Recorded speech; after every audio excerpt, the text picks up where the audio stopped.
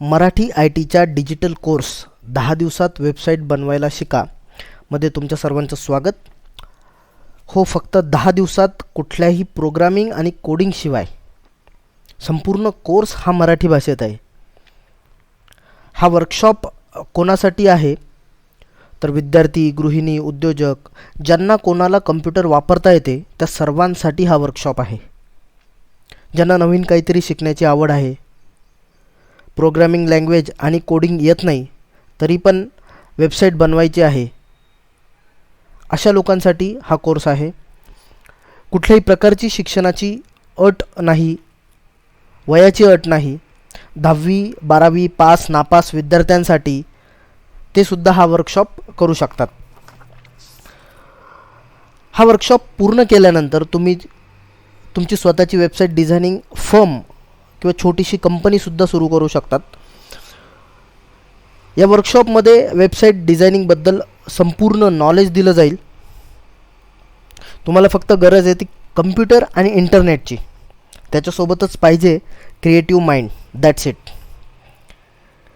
या वर्कशॉपमध्ये रोज तुम्हाला video lectures असतील, त्याची तुम्ही डेली प्रॅक्टिस करायची. सर्वच्या सर्व 10 दिवसाचे लेक्चर्स एकाच दिवशी यासाठी नाही देणार की तुमची ती प्रॅक्टिस, आज काय शिकले त्याची प्रॅक्टिस तुमची आज झाली पाहिजे. स्टेप बाय स्टेप या गोष्टी तुम्हाला शिकायच्या आहे.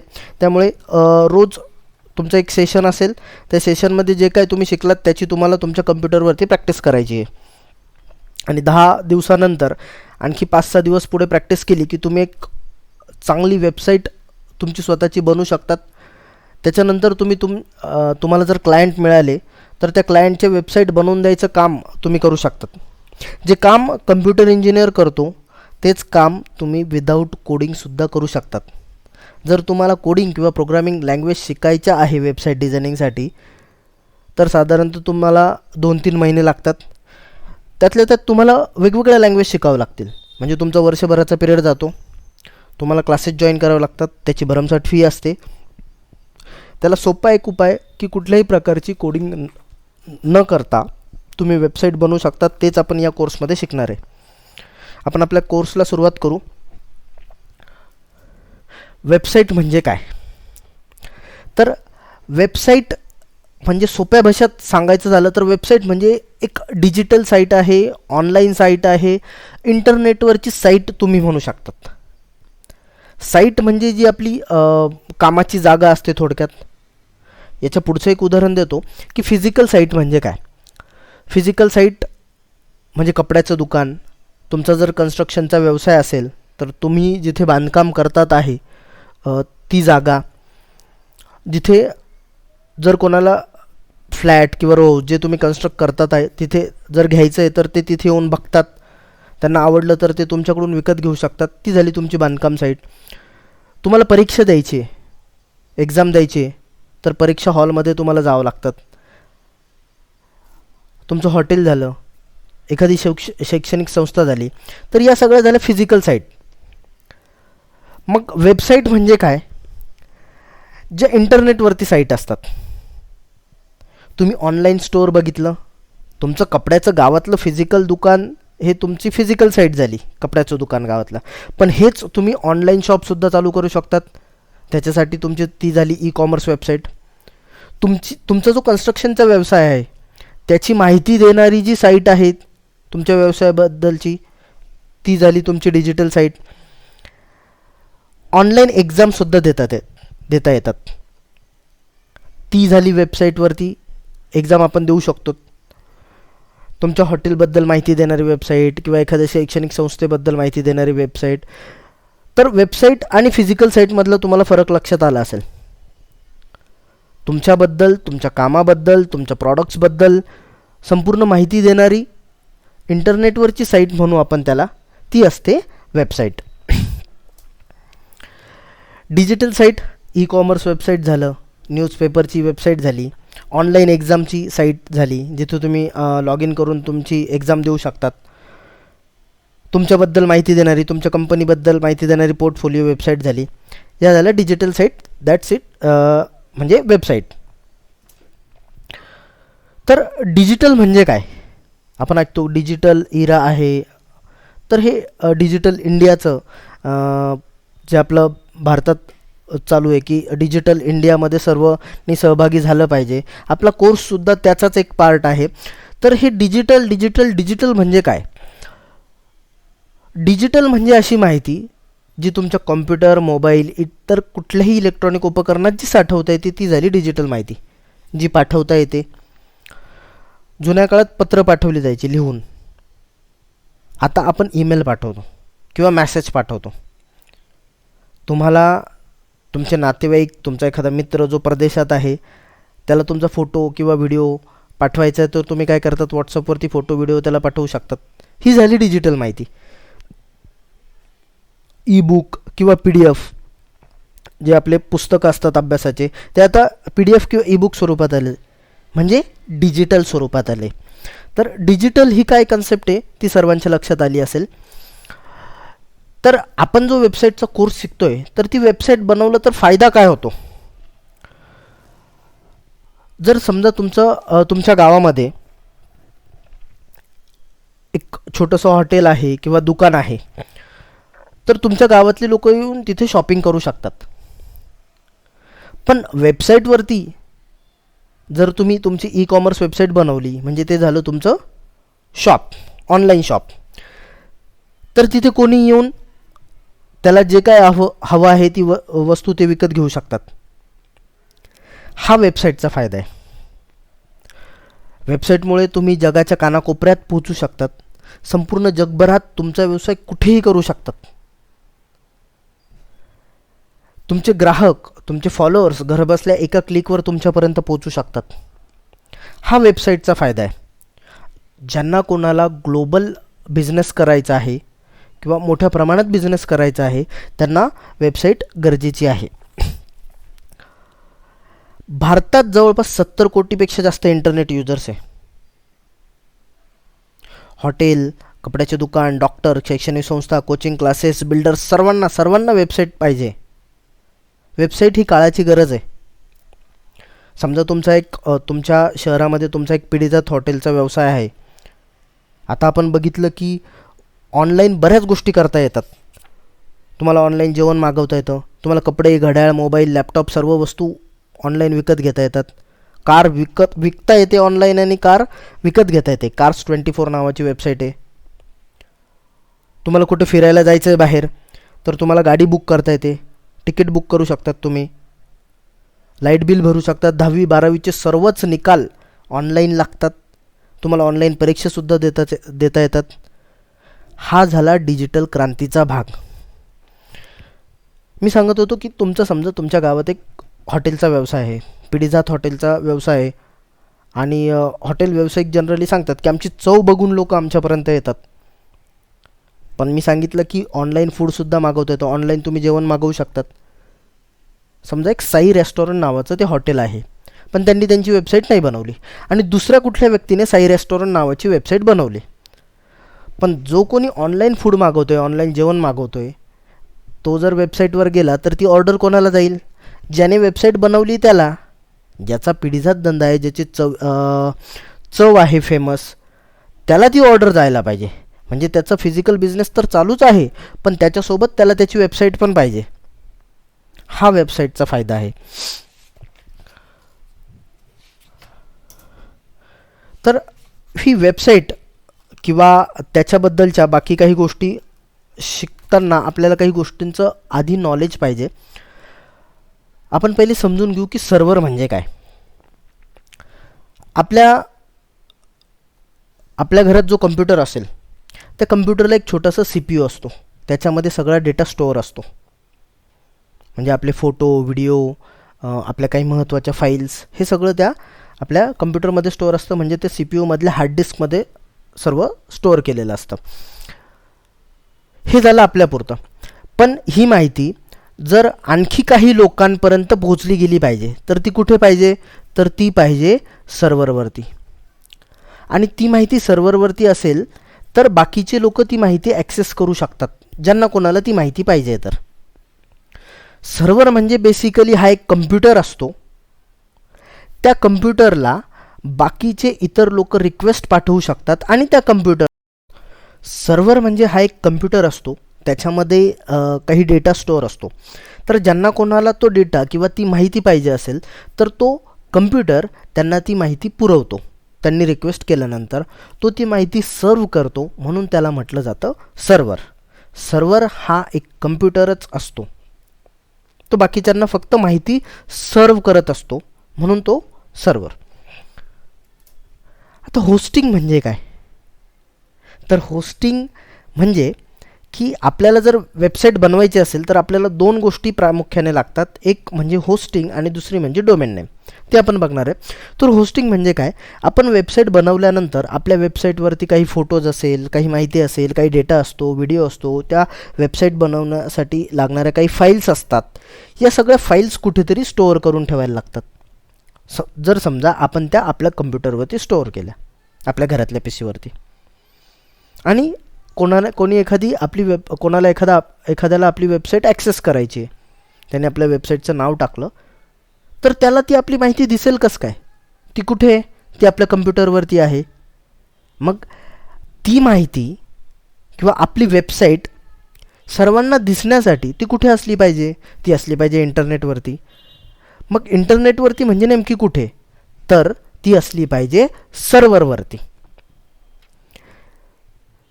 सर्व्हर म्हणजे मी तुम्हाला सांगितलं, सर्व्हर म्हणजे हा बेसिकली एक कम्प्युटर असतो.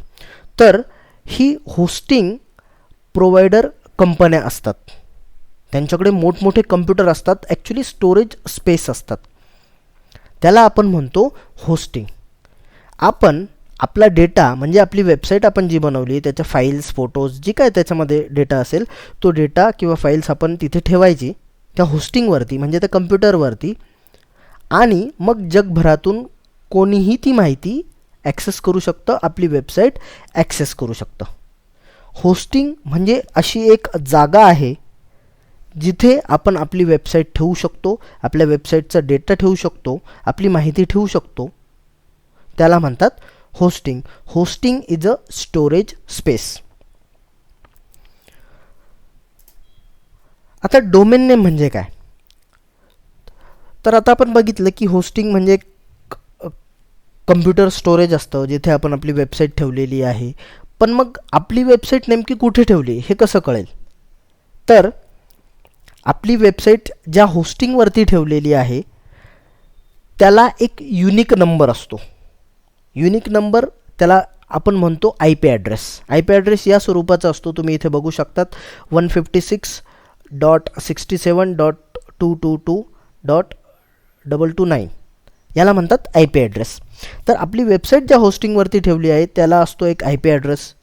मग जर कोणाला आपली वेबसाईट ॲक्सेस करायची तर त्याला काय करावं लागेल? तो आपला आय पी ॲड्रेस टाकावा लागेल. पण मग अशा किती वेबसाईट आहे, कोणाकोणाचे आय पी ॲड्रेस लक्षात ठेवायचे? तुम्हाला एक उदाहरण देतो. आपल्या मोबाईलमध्ये बरेच नंबर्स असतात, कॉन्टॅक्ट नंबर्स, आपल्या नातेवाईकांचे, फ्रेंड्सचे, काही बिझनेस रिलेटेड कॉन्टॅक्ट नंबर असतात. ते सर्व आपल्याला लक्षात राहतात का? त्या सर्व आपल्याला कॉन्टॅक्ट नंबर पाठ आहे का? कोणाचा कॉन्टॅक्ट नंबर काय आहे? नाही. तर त्याच्यासाठी एक फॅसिलिटी आहे, आपण आपल्या मोबाईलमध्ये कॉन्टॅक्ट नंबर्स हे नावाने सेव्ह करू शकतो. समजा तुम्ही तुमच्या मोबाईलमध्ये मराठी आय टी कंपनीचा नंबर सेव्ह करू शकतात, 7373468886. त्याला नाव दिलं तुम्ही मराठी आय टी. मग मराठी आय टी कंपनीमध्ये तुम्हाला फोन लावायचा आहे तर तुम्ही काय करणार? तुमच्या मोबाईलमध्ये सर्च करणार मराठी आय टी आणि कॉल करणार. तुम्हाला नंबर लक्षात ठेवायची गरज नाही. एक्झॅक्टली सेम काम डोमेन नेमचं असतं. जगभरात भरपूर वेबसाईट आहे, प्रत्येक वेबसाईट ही होस्ट केलेली असते, सर्व्हरवरती स्टोअर केलेली असते. त्या होस्टिंगचा आय पी ॲड्रेस असतो. मग तो आय पी ॲड्रेस, इतक्या सगळ्या वेबसाईटचे आय पी ॲड्रेस लक्षात ठेवणं कठीण आहे, म्हणून डोमेन नेम वापरलं जातं. हा जो आय पी ॲड्रेस आहे या आय पी ॲड्रेसला लिंक केलं जातं. या आय पी ॲड्रेसला लिंक केलं जातं एका नावाने, आणि त्या नावाला आपण म्हणतो डोमेन नेम, जे लक्षात ठेवायला सोपं असतं. आणि कुठलीही वेबसाईट ॲक्सेस करताना तुम्ही ते नाव टाकायचं आणि ती वेबसाईट तुम्ही ॲक्सेस करू शकतात. या पूर्ण प्रोसेसला म्हणतात D N S mapping, domain name system. Domain name सिस्टीममध्ये IP ॲड्रेसला डोमेन नेमशी कनेक्ट केलं जातं आणि मग ती पूर्ण जगभरात ती वेबसाईट त्या नावाने ॲक्सेस करता येऊ शकते. तर डोमेन नेम कसे असले पाहिजे हे आपण बघू. जास्तीत जास्त 2 ते 3 शब्दांचे. जास्त शब्दांचं डोमेन नेम लक्षात ठेवायला अवघड असतं. तुमचं डोमेन नेम हे मिनिंगफुल असलं पाहिजे. आता मराठी IT www.marathi.it.com याचं मिनिंग आहे की मराठीमध्ये IT नॉलेज, इन्फॉर्मेशन टेक्नॉलॉजीचं नॉलेज प्रोव्हाइड करणारी कंपनी मराठी IT. हे मिनिंगफुल झालं. याच्यामध्ये 2च शब्द आहे. एक पहिला शब्द मराठी, दुसरा शब्द IT. मराठी IT. कमीत कमी शब्दांचं हे नाव असलं पाहिजे. सिंगल वर्डचं असेल, जसं तुम्ही बघू शकतात की facebook.com, youtube.com. तर असं सिंगल वर्ड किंवा 2 वर्ड्स असेल, 2 शब्द असतील तर चालेल. आणि शक्यतो डोमेन नेम घेताना ते .com असायला पाहिजे. ही एक जनरल प्रॅक्टिस आहे. तुम्ही .in, .co.in वगैरे ते पण यूज करू शकता, .org. पण .com ही एक जनरल प्रॅक्टिस आहे, कारण की प्रत्येकाला सवय असते की कुठल्याही वेबसाईटच्या पुढे .com लावून ती सर्च करायची. मग मी समजा मराठी IT.in वेबसाईट बनवली किंवा डोमेन नेम घेतलं आणि ते चांगलं पॉप्युलर झालं, त्याच्यावरती माझा चांगला बिझनेस होतो आहे, पण मी मराठी IT.com घेतलं नाही. पण जनरली लोकांना सवय काय आहे की .comने शोधायचं गुगलवरती. मग ते जर दुसरं कोणी घेतलं मराठी IT.com तर माझ्या वेबसाईटवरती येणारी सगळी ट्रॅफिक त्या दुसऱ्या व्यक्तीच्या वेबसाईटवरती जाऊ शकते. जनरल प्रॅक्टिस ही आहे की तुमचं .com डोमेन नेम असायला पाहिजे. आपण जे होस्टिंगबद्दल डिस्कस केलं तर त्या होस्टिंगचे प्रकार असतात. Shared hosting, dedicated hosting, cloud hosting. तर हे नेमकं काय थोडक्यात सांगतो. सर्वात आधी आपण बघू की डेडिकेटेड होस्टिंग म्हणजे काय. डेडिकेटेड होस्टिंग म्हणजे मी तुम्हाला सांगितलं होस्टिंग म्हणजे एक कम्प्युटर स्टोरेज असतो ज्याच्यामध्ये भरपूर, जसं आपल्या घरातल्या कम्प्युटरमध्ये स्टोरेज स्पेस हार्ड डिस्क किती असते 500 GB 1 TB. पण होस्टिंगची कॅपॅसिटी खूप जास्त TBमध्ये असते.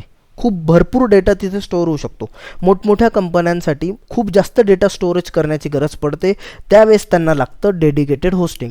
डेडिकेटेड होस्टिंगचा वेबसाईट लोड होण्याचा स्पीड किंवा ट्रॅफिक हँडल करण्याची कॅपॅसिटी खूप जास्त असते. डेडिकेटेड होस्टिंगचे चार्जेससुद्धा खूप जास्त असतात.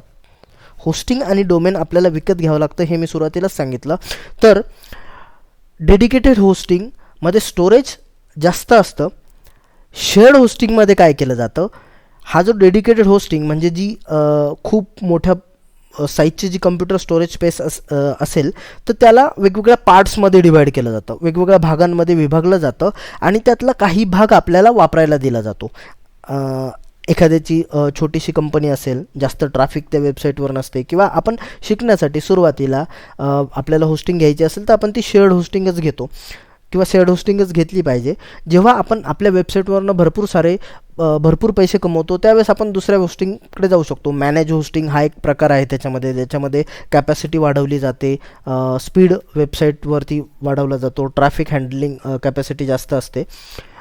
तर शेअर्ड होस्टिंग म्हणजे होस्टिंग किंवा सर्व्हरचा काही भाग जो आपल्याला रेंटने दिला जातो. होस्टिंग आपण 1 वर्ष 2 वर्ष अशा कालावधींसाठी घेऊ शकतो, 1 महिन्यासाठी सुद्धा तुम्ही घेऊ शकतात. तर शेअर्ड होस्टिंग म्हणजे हा एक पार्ट असतो स्टोरेज स्पेसचा जो आपण रेंटने किंवा भाड्याने आपण ते घेऊ शकतो. क्लाउड होस्टिंग हा आणखी एक प्रकार आहे. क्लाउड होस्टिंगमध्ये जर समजा तुमची डेटाची साईज किंवा ट्रॅफिकची साईड ही व्हॅरिएबल आहे, म्हणजे कधी तुमच्या वेबसाईटवरती अचानक ट्रॅफिक वाढते, इतर वेळेस ती कमी असते, तर त्याच्यानुसार ऑटोमॅटिकली ह्या सर्व गोष्टी ॲडजस्ट केल्या जातात. किती ट्रॅफिक कॅपॅसिटी असली पाहिजे, स्टोरेज स्पेस जास्त लागले तर ते ॲटोमॅटिकली ते वाढवून घेतले जातात आणि त्या पद्धतीने आपल्याला चार्ज करतात. हा सगळा पार्ट क्लाउड होस्टिंगमध्ये येतो. तर आपण पुढचं बघू की होस्टिंग प्रोव्हाइड करणाऱ्या कंपन्या कुठल्या आहेत. तर तुम्ही गुगलवर सर्च केल्यानंतर तुम्हाला भरपूर कंपन्या मिळतील. काही कंपन्यांची मी इथे लिस्ट दिलेली आहे. होस्टिंजर.com, होस्टगेटर, गोडॅडी, ब्ल्यू होस्ट अशा वेगवेगळ्या कंपन्या आहेत. तर आपण कुठलं यूज करणार ते आपण पुढे बघूच की होस्टिंग कसं विकत घ्यायचं, डोमेन कसं विकत घ्यायचं, त्याच्यामध्ये आपण बघणारच आहोत. तर या झाल्या होस्टिंग कंपन्या ज्या आपली वेबसाईट स्टोअर करण्यासाठी आपल्याला जागा किंवा स्टोरेज प्रोव्हाइड करतात. अशा वेगवेगळ्या कंपन्यांची लिस्ट तुम्हाला गुगलवरती पण मिळू शकते. डोमेन प्रोव्हायडर कंपनी, मी तुम्हाला सांगितलं की डोमेन आपण जी होस्टिंग घेतली त्याला एक युनिक नंबर असतो, त्याला एक IP ॲड्रेस असतो, तो लक्षात ठेव. डोमेन नेम लक्षात ठेवायला अवघड असतं म्हणून त्याला पर्याय आहे IP ॲड्रेस लक्षात ठेवायला अवघड असतं म्हणून त्याला पर्याय आहे डोमेन नेम. मग हे डोमेन नेमसुद्धा आपल्याला विकत घ्यावं लागतं. उद्या तुम्ही म्हणाल की मला facebook.com विकत घ्यायचं, तर ते शक्य नाही. ते दुसरं कोणीतरी दुसरं ऑलरेडी विकत घेतलेलं आहे. तर ते नाव जे तुम्ही सर्च करणार आहे त्याला ऑलरेडी कोणी विकत नाही घेतलेलं पाहिजे, तरच तुम्हाला ते घेता येईल. म्हणजे एक डोमेन नेम हे एकाच व्यक्तीला किंवा एकाच कंपनीला असाइन केलं जातं, ते परत दुसरं कोणाला दिलं जाऊ शकत नाही. तुम्ही उद्या म्हटलं की marathi.it.com मला विकत घ्यायचं, तर ते पॉसिबल नाही, कारण की ऑलरेडी ते मी विकत घेतलेलं आहे. तर तुम्हाला तुमच्या वेबसाईटसाठी, बिझनेससाठी एक युनिक असं नाव पाहिजे जे अवेलेबल पाहिजे. तर ते कुठे अवेलेबल आहे की नाही, आधी कोणी ऑलरेडी ते विकत घेतलेलं आहे की याची सगळी माहिती तुम्हाला या वेबसाईटवरती तुम्हाला मिळू शकते. GoDaddy आहे, नेमचिप आहे, होस्टिंजर, होस्टगेटर या डोमेन नेम प्रोव्हायडर कंपन्या आहे. जनरली तुम्ही GoDaddyची ॲडव्हर्टाईज बघितली असेल. भारतीय क्रिकेट टीमचे कॅप्टन महेंद्रसिंग धोनी त्याची ॲडव्हर्टाईज करतात GoDaddyची. तर या सगळ्या कंपन्या आहे की ज्या डोमेन नेम प्रोव्हाइड करू शकतात. तर तिथे तुम्ही त्यांच्या वेबसाईटवरती जाऊन सर्च करू शकतात, तुम्हाला जे डोमेन नेम पाहिजे आहे का. तिथे तुम्हाला दिसतं की ते आपण शिकणारच आहोत पुढे, की हे डोमेन नेम अवेलेबल आहे की नाही, की ते आधी कोणी विकत घेतलेलं आहे का. जर ते अवेलेबल असेल तरच तुम्हाला विकत घेता येईल. तर आपण आपल्या वेबसाईटसाठी एक नाव आजच ठरवून ठेवा की आपल्याला कुठल्या नावाने आपली वेबसाईट चालू करायची आहे. डोमेन नेम कसं असलं पाहिजे त्याच्याबद्दल मी तुम्हाला सांगितलं की ते मिनिंगफुल असलं पाहिजे, 2-3 शब्दांचं असलं पाहिजे. एका शब्दाचं असेल तर चांगलंच आहे. शक्यतो .com डोमेन नेम आपल्याला निवडायचं आहे. आपण आपल्या पुढच्या व्हिडिओमध्ये हे सगळं बघू की डोमेन नेम कसं विकत घ्यायचं, होस्टिंग कसं विकत घ्यायचं. पण सर्वात महत्त्वाची गोष्ट, आपल्याला डोमेन नेम किंवा होस्टिंग विकत घेण्यासाठी आपल्याकडे आपलं Google अकाउंट पाहिजे. आता हे Google अकाउंट म्हणजे काय, आता जनरली सर्वच जण अँड्रॉईड मोबाईल वापरतात, त्याच्यामुळे बऱ्याच जणांकडे म्हणजे मॅक्झिमम लोकांकडे त्यांचं Google अकाउंट असणारच आहे. जनरली आपण त्याला Gmail अकाउंट म्हणतो. तर ते मॅक्झिमम लोकांकडे असतात. पण ज्यांना कोणाला माहीत नाही त्याच्यासाठी सुद्धा एक व्हिडिओ मी शेअर करून देईल की Google अकाउंट कसं बनवायचं. आपल्या अँड्रॉईड फोनमध्ये लॉग इन करताना आपल्याला Google अकाउंट सुरुवातीला विचारलंच जातं, त्याच्यामुळे मॅक्झिमम लोकांकडे ते असेल. नसेल तरी मी त्याचं व्हिडिओ शेअर करून देणार. Google अकाउंट आपल्या बँकेच्या अकाउंटसारखंच असतं. फरक एवढाच आहे की बँकेच्या अकाउंटमध्ये आपण पैसे ठेवतो, Google अकाउंटवरती आपण आपली माहिती किंवा डेटा ठेवतो. तर हे Google अकाउंट आपल्याला पाहिजे असणारे डोमेन नेम आणि होस्टिंग विकत घेताना. हे आपण नेक्स्ट व्हिडिओमध्ये बघू की डोमेन नेम आणि होस्टिंग विकत कसं घ्यायचं आणि आपली वेबसाईट कशी बनवायची. पण ज्यांना कोणाला आता डोमेन नेम आणि होस्टिंग विकत नाही घ्यायचं आहे, पण वेबसाईट बनवायची प्रॅक्टिस करायची आहे, तर तेही ते करू शकतात. डोमेन नेम आणि होस्टिंग विकत न घेता वेबसाईट बनवण्याची प्रॅक्टिस कशी करायची ते सुद्धा मी शिकवणार आहे. पण तुमची वेबसाईट ही संपूर्ण जगात दिसण्यासाठी, लाईव्ह असण्यासाठी तुम्हाला डोमेन नेम आणि होस्टिंग कंपल्सरी आहे. ते न घेता, ते विकत न घेता तुम्ही प्रॅक्टिस करू शकतात, पण तुमची वेबसाईट लाईव्ह करू शकत नाही. हे आपण पुढच्या व्हिडिओमध्ये बघू की वेबसाईट लाईव्ह कशी करायची, डोमेन नेम होस्टिंग कशी विकत घ्यायची आणि डोमेन आणि होस्टिंग विकत न घेता सुद्धा वेबसाईटची प्रॅक्टिस कशी करायची. धन्यवाद.